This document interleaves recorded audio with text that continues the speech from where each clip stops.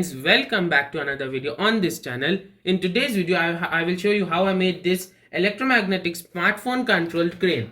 So the way it works is there is two arms. So this is the horizontal arm and this is the vertical arm, and they are connected to two servos. So as you can see, there is one servo here and the other one here.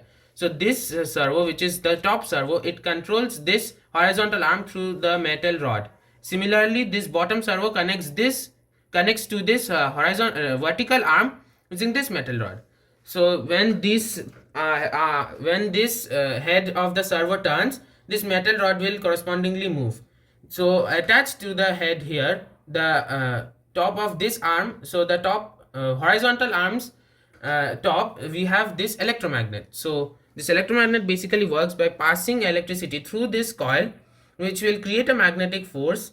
And because there is this metallic cylinder passing through the center of it, it becomes magnetized and it is capable of attracting small metal objects. When this current is then stopped, this becomes demagnetized and it then drops the metallic object. So if you guys are wondering how you can calculate the force which will be exerted by this electromagnet, it is given by the formula F is equal to I into N whole square into magnetic constant into A by 2 into G whole square, where I stands for the current, N stands for the number of turns, and magnetic constant is 4 into pi into 10 to the power minus 7. A is the area of each turn, so the area of the circle between from this point to this point, the circle, and then the G stands for the gap between the electromagnet and the piece of metal. For example, this gap is the G, so the gap between the electromagnet and this piece of metal.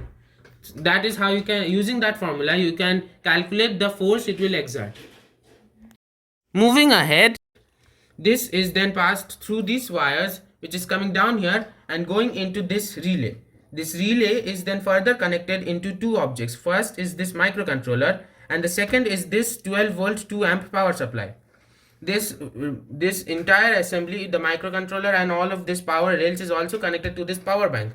This will then power the microcontroller through a separate USB connection, and another USB connection goes into powering the power rail of the breadboard, which has the motors and the servo powers and the relay triggering connected to it. The microcontroller then has a Wi-Fi chip on it, which enables to connect it to a Blynk server. Blynk is basically a platform which has hosted the few servers for us, and we have to configure that servers to make to allow connection between a microcontroller and a smartphone. So then furthermore, over here we have a L293D motor controller which is connected to this rotor. So the purpose of this rotor is to move the entire crane assembly from one side to the other. The reason we don't have it directly connected to the microcontroller is because this is a relatively low power microcontroller. It cannot output the required current or at the required voltage in order to power this. So we have to use this L293D motor controller. This has the several connections going to the main power rail coming from the power bank, and also it has two connections coming into the microcontroller. These two connections sends the required signal to the L293D to signal the direction and the speed of this motor, which the microcontroller gets from the Blynk servers from our phone. So now I will show you its operation. So as you can see over here, I have the Blynk app setups. So over here, when I turn this slider, as you can see, my bottom servo moves, and correspondingly my vertical arm is also moving. Similarly, if I turn this servo, the second servo moves, which is my top servo, and it is correspondingly moving my top arm or my vertical arm. Now over here I have two options. So these two are push switches. So if I push on this, as you can see, the whole assembly starts moving towards the right, and similarly if I push on this, the whole assembly starts moving towards the left.